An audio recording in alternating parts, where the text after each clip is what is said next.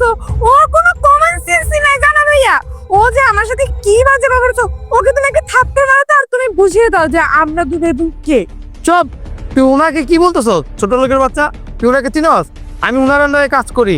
আজকে আমি তোকে এখানে নিয়ে আসছিলাম স্যারের কোম্পানিতে চাকরি দেওয়ার জন্য। তারা আমাকে বলছে ভালো একটা শিক্ষিত মেয়ে নিয়ে আসতে, আর তুই কিনা ওনার সাথে খারাপ ব্যবহার করছো। সরি বল এখনই।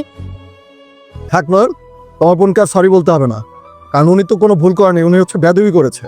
আর ওনার মতো বেয়াদব যদি আমার কোম্পানিতে জয়েন করে, আমার যত ওয়ার্কার আছে সব হচ্ছে নষ্ট হয়ে যাবে, আর ওনার মতো বেয়াদব হয়ে যাবে।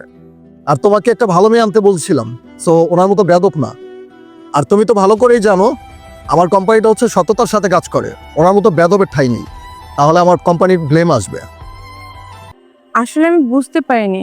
আর তাছাড়া কোম্পানি, এই ইন্ডাস্ট্রির মালিক নিজের হাতে ইট ঘুষাচ্ছে, তাছাড়া আবার সে লুঙ্গি পরা এরকম সাধারণভাবে, আসলে সত্যি আমি বুঝতে পারি না ভাইয়া। তোমার স্যারকে বলো না, আমি ভুল করে ফেলছি। আরে আপনি তো কোনো ভুল করেননি, আপনি করেছেন চরম অন্যায়। একটা মানুষের উপরে লেবাস দেখে আপনি ভিতরে খবর নিয়ে নিয়েছেন।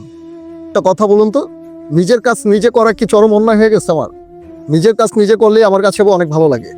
আর আমি যদি আমার নিজের কাজ গুছিয়ে না রাখতাম, তাহলে এত বড় ফ্যাক্টরি মালিক হতাম না, আর 3টা বাড়ির মালিক হতাম না।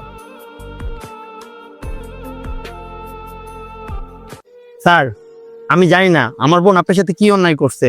প্লিজ, আমি ওর হয়ে আপনার কাছে মাপ চাচ্ছি, ওকে আপনি মাফ করে দেন। না, আপনার বোনের হয়ে আপনাকে আমার কাছে মাপ চাইতে হবে না। আর আপনার বোন যে বেয়াদব, এই বেয়াদবের আমার কোম্পানিতে চাকরি হবে না। অতএব আপনার বোনকে নিয়ে আপনি এখনই এখান থেকে চলে যান।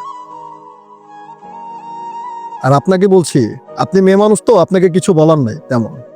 আর যে বেয়াদবি যে লেবাসটা আছে আপনার ভিতর, এটা একটু শুধরাই নিন, তাহলে ভবিষ্যতে কাজে লাগবে, কিছু করতে পারবেন লাইফে।